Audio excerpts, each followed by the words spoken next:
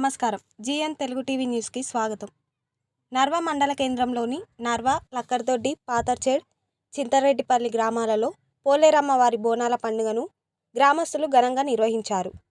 గ్రామంలోని వివిధ కుల సంఘాలు బోనాలను డప్పులు వాయిద్యాలతో ఊరేగించారు. అమ్మవారికి బోనాలు నైవేద్యాలు సమర్పించి ప్రత్యేక పూజలు చేశారు. వర్షాలు సమృద్ధిగా కురిసి బాగా పంటలు పండాలని, గ్రామస్తులు ఆరోగ్యాలతో ఉండాలని కోరుతూ ప్రతి ఏడాది బోనాల పండుగ నిర్వహిస్తామని గ్రామ పెద్దలు తెలిపారు.